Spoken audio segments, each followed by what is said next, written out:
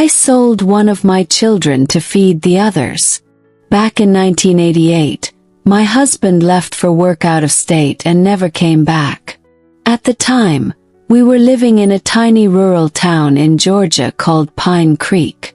Life there was incredibly hard. The town was so small, it barely had any jobs or opportunities. That's why most of the men, including my husband, would leave to work in other states. I had 6 small kids, one right after the other, and had just found out I was pregnant again.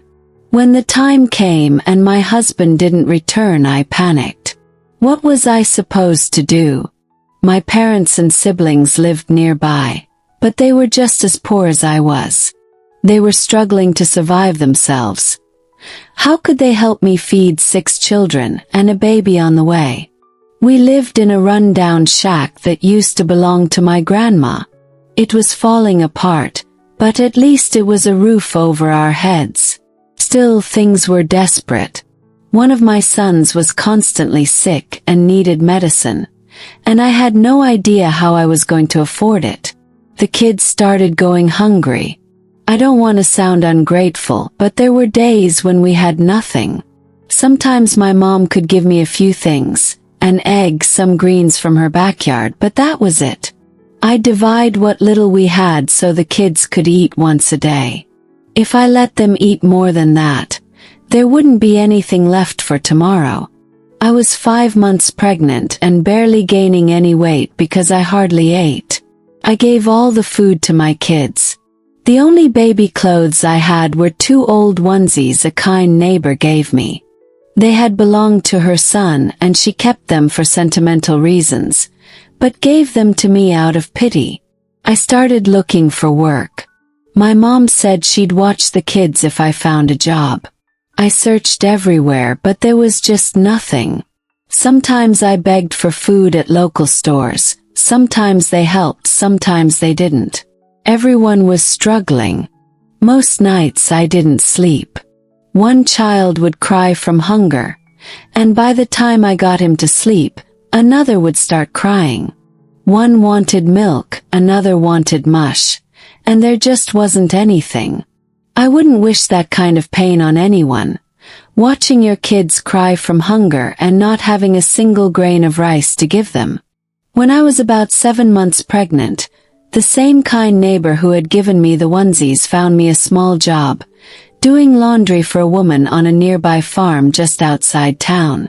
It wasn't much, but it helped buy food. This woman already knew a bit about my situation. My neighbor had told her. So when I got there, she asked me about my kids, my husband, and whether anyone was helping me. I told her the truth. I was completely on my own. Each time I went to her place, she asked questions about the baby. If I had any clothes for the newborn, if I was eating okay. I told her the truth. Some days I ate, some days I didn't. I gave everything to the kids. She started serving me full meals when I worked there, and even sent food home with me sometimes. Then one day, out of nowhere, she asked, "You already have 6 children, right? Would you consider giving me the one you're carrying?" I was shocked.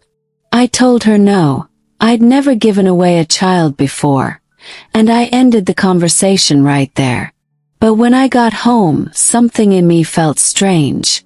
I didn't even want to go back to her house, but I had no choice. I needed the money.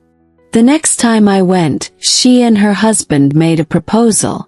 They said, "If you give us your baby, we'll help you raise your other kids until your youngest turns 15. Froze. I looked down at my belly and just started crying. I thought of all my children, sick and hungry, and cried even more. She saw how torn I was and said, "Don't answer now. Go home. Think about it." That night, I looked at my belly and cried like I never had before. The idea of handing my baby over to strangers broke me. But I also saw my other children, hungry, sick, suffering, and I couldn't take it anymore. When I went back, I asked them if I could still see the baby. hold her sometimes, visit on weekends. But they said no. They wanted the baby to grow up thinking they were the only parents. They didn't want her to know she had a birth mother. They promised again, "If you give us your baby, we'll help you raise the others, until your youngest turns 15. By then, the older ones will be working and can help you out." So I agreed. The woman stopped making me work. She said I needed to rest. She brought me food, sent groceries for my kids, and really took care of us. When I went into labor, I gave birth on their farm with one of their midwives. It was a girl. They let me hold her just once, kissed her forehead, and then they took her away. I never saw her again. The first month was the hardest. My breasts were full of milk.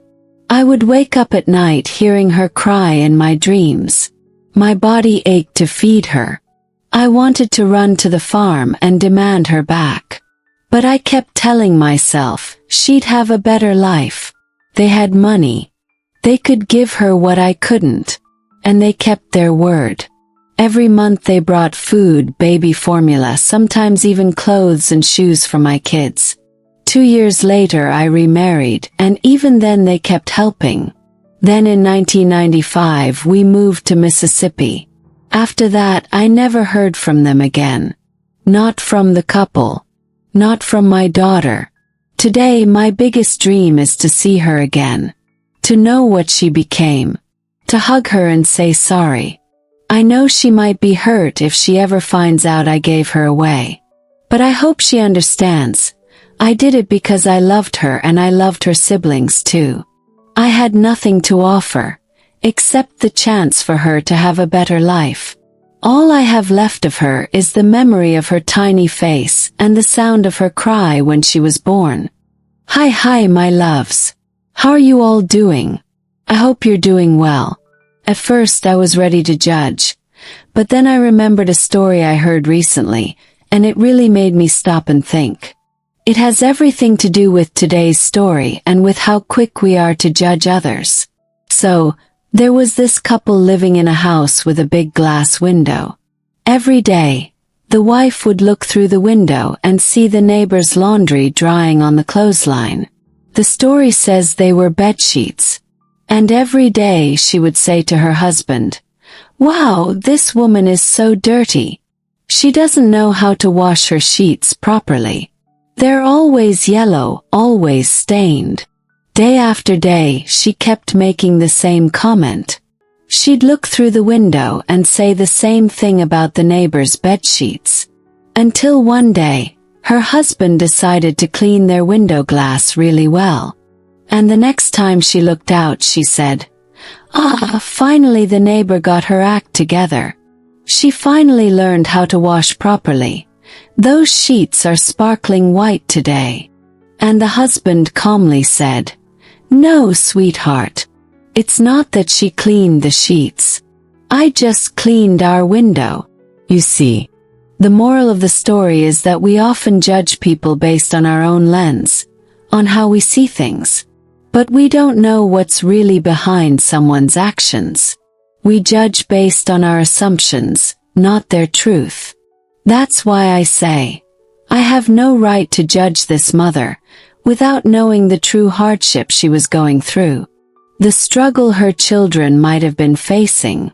And how hard it must have been for her to do what she did, just to keep her family from starving. And that doesn't mean I'm saying she was right or wrong. What I'm saying is, only she knows the pain she lived through. So I leave this message with you. I'm not pretending to be a saint either. We all have this terrible habit of judging others too quickly. But like I always say, we have to work on changing that little by little. It's not easy, but it's necessary. I've judged before too. And when I later learned someone's full story, I felt awful. It happens. It's human. But let's keep trying to be better. I really hope you enjoyed today's performance. Don't forget to like, comment, share, and subscribe to help our little space grow more and more. See you in the next one. Sending love. Stay at peace and stay safe.